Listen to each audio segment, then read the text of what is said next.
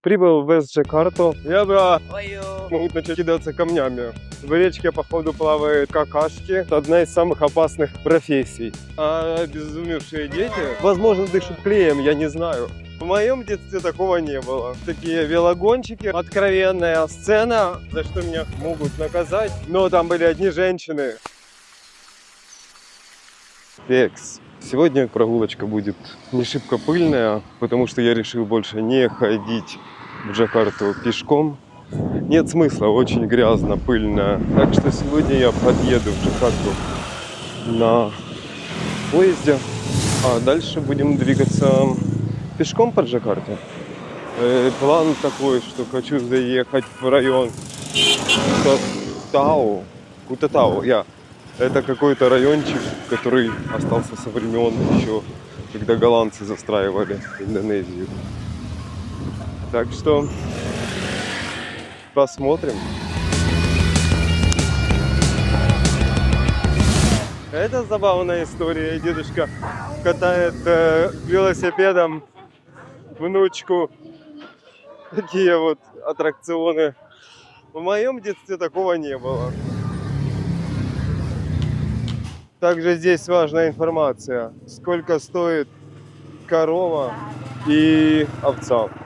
Живой вес, так сказать. В чем разница между всеми этими рисовыми кашами? Возможно, одни повышают настроение, другие понижают настроение. Не знаю, короче, такое количество риса, на мой взгляд, он практически весь одинаковый. Ну, давайте будем честными. Плюс, минус, минус, плюс. Вот такие велогончики распространяют людей по округе. Я думал, что таким уже никто не пользуется, но у меня на районе чертовски много мадемуазель, которые гоняют именно на вот таких вот велорикшах.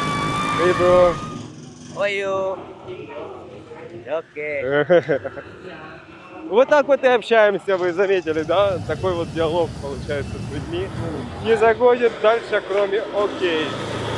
И бесконечного потока индонезийской речи, которую я не понимаю.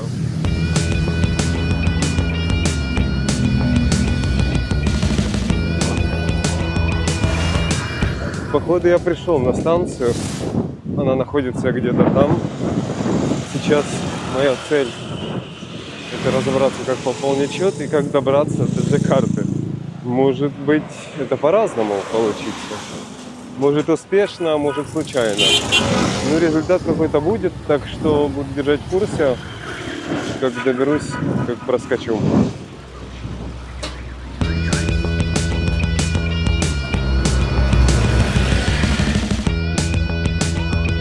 Прибыл в Джакарту. Дорога была вообще неутомительная. В речке, походу, плавают какашки. Вот эта речка воняет неистово. В любом случае, даже если это пахнет навозом людским, это оригинально и необычно. В общем, самый яркий слоган, который на сегодня у меня в голове в Джакарте существует, это «Здесь хочется побывать и не хочется жить». Несколько раз уже забредаю вот такие райончики, шкурные, так сказать. Короче, вот такие райончики. Будем сейчас определять дорогу и двигаться дальше. Кто-то ест, кто-то продает эту еду, кто-то чешет в шее, кто-то ковыряется в носу, кто-то спит, кто-то устал, кто-то еще вчера не спал. Ну, в общем, такой комьюнити с детьми и безобразием. Не знаю, можно ли это назвать трущобами или нет. Эффектно выглядит, необычно, колоритно. Да, двигаюсь дальше. Район мне понравился, жалко поломанный. Если ты это смотришь, тебе стыд и позор, что ты меня не сопровождаешь. Вот там вот мне как раз таки твоя помощь бы понадобилась бы. Очень колоритный и дикий, самобытный район. Вот это то, что я бы с большим удовольствием лично изучал.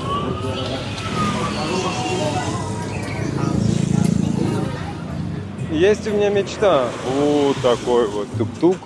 И на такой машине можно было бы прям проехать много чего и посмотреть, и показать.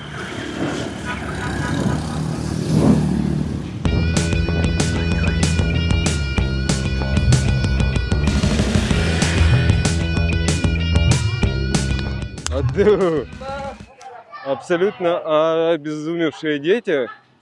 Возможно, в какой-то из моментов с ними придется драться. What do you want?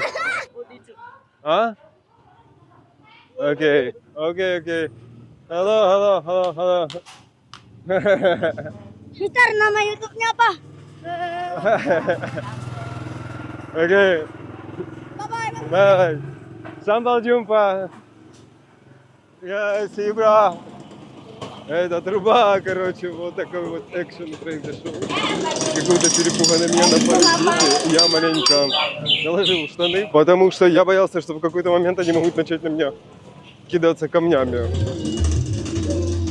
До этого была свадьба какая-то, какое-то мероприятие, меня пригласили похавать, но я все же решил пойти дальше.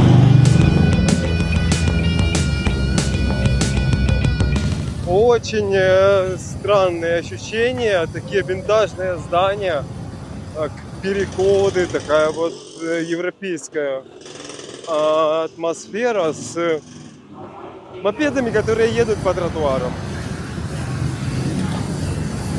Как-то так это все выглядит. Ну, пока что я только приближаюсь к данному району, но уже начинается вот эта вот винтажная застройка.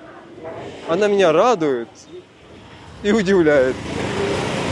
Удивляет сама атмосфера, которая складывается здесь.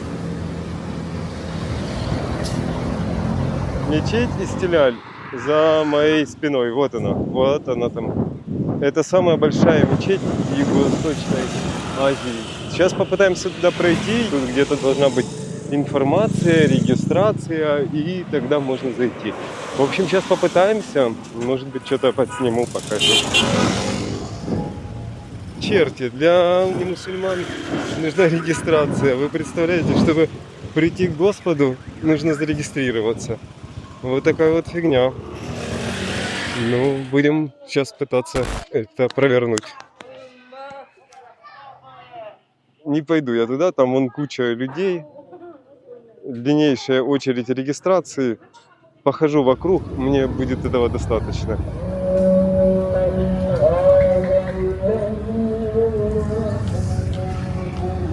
Две конфессии друг напротив друга. С одной стороны мусульманская история, с другой стороны католическая.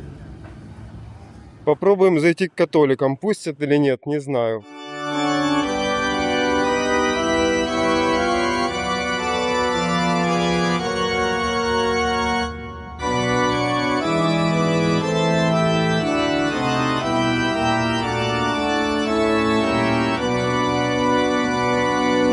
Католики оказались намного более дружелюбней их соседей.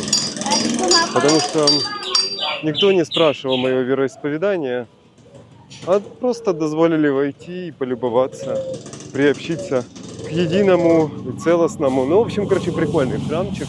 Такой вот костюм. Очень достойно выглядит. Очень приятно, позитивно. В общем, рекомендую к посещению. Здесь вас не спросят.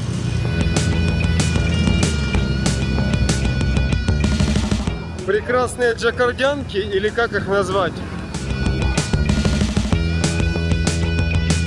Мне кажется, полоскаться в этой воде — это одна из самых опасных профессий. Потому что с водой здесь большие проблемы. С крана бежит вонючая вода. Даже в баклажках час от часа попадается вонючая вода. Река — это то, что стоит обходить стороной. Пам-пам-пам-пам. Что, идем дальше? Хочу дойти до площади, все-таки, которая тут обозначена на Google картах. Джакардские контрасты. С одной стороны люди спят. просто на улице лежат, отдыхают, собирают пластиковые бутылки. Возможно, дышат клеем, я не знаю. А с другой стороны находятся такие глянцевые домики. А атмосфера напоминает Сан-Франциско. Вот как бы домик неплох, а там решетки на окнах. Видимо, туда залазят аж на 3-й этаж. Поэтому Джакарта имеет что-то общее с Америкой. Все пугают, говорят, не верить здесь никому. Все равно, даже если бы мне этого не говорили, доверие здесь мало что вызывает.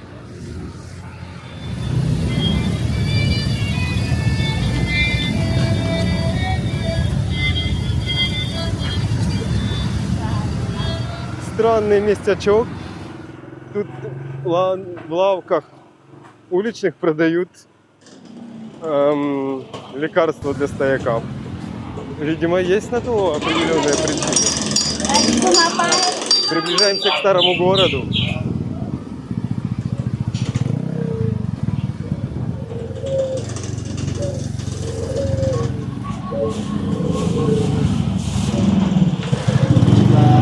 Попал в швейный отдел.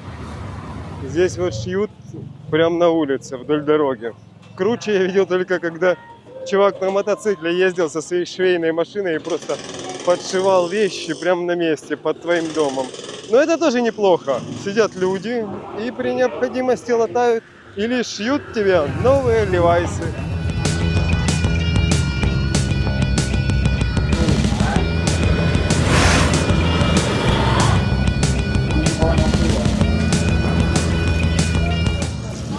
Ну что, я пришел на эту площадь, куча еды, странные продавцы, безумное количество людей.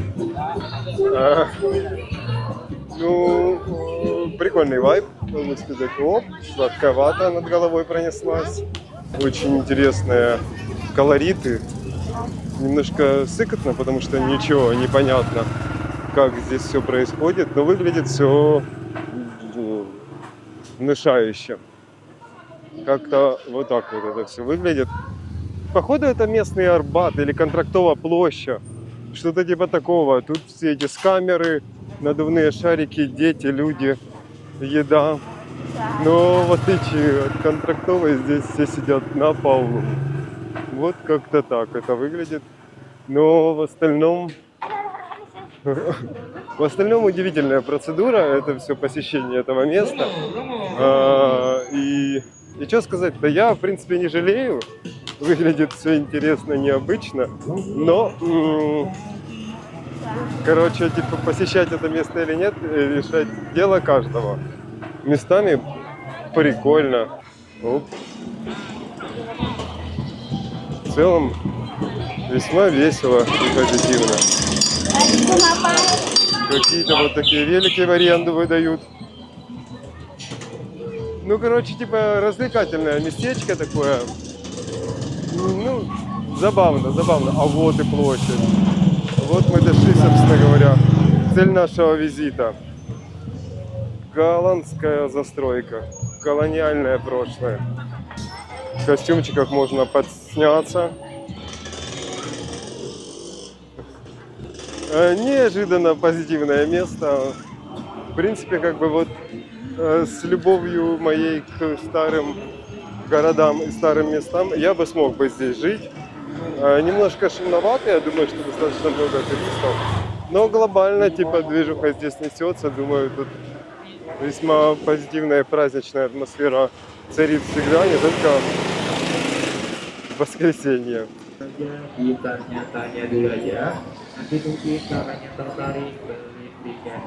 Ну окей, все это так.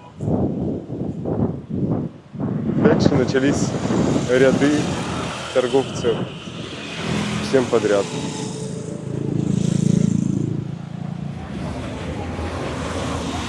Пыльные улицы, электрический свет. Закончилось пиршенство колонизаторов, началась реалии независимой Индонезии. Выглядит все вот так вот, в пыли, в дыму. Короче, что, топаю до океана. Уже начинает темнеть. Я очень надеюсь увидеть океан засветло. Еще не, хотя бы немножко.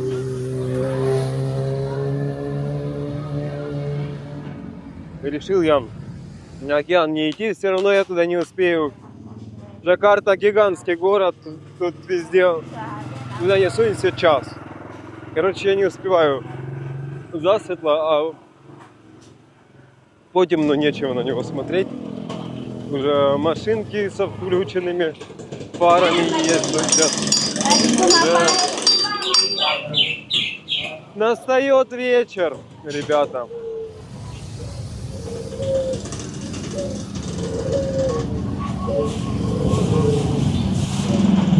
Только что вашему вниманию была представлена самая откровенная сцена, которая возможна между мужчиной и женщиной на улицах Джакарты. Такое ощущение, что здесь дети появляются из воздуха. Или в капусте находят. Я не знаю. Может быть, в сое. Или на рисовых полях. На улице уже темно.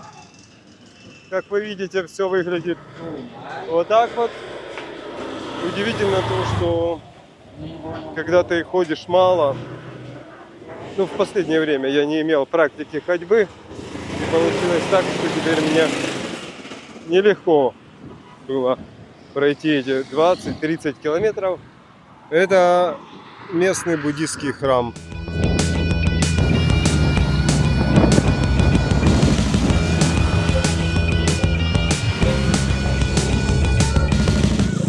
Я опять попал на свадьбу. Было симпатично, странно, но это тупо туннель посреди дороги, где все едят, кушают. И с одной стороны, походу, женский отдел. Я туда заскочил. Ну, короче, типа, я не знаю, что тут можно делать, что нельзя, за что меня могут наказать, за что нет, но там были одни женщины, которые сидели и жевали свой рис.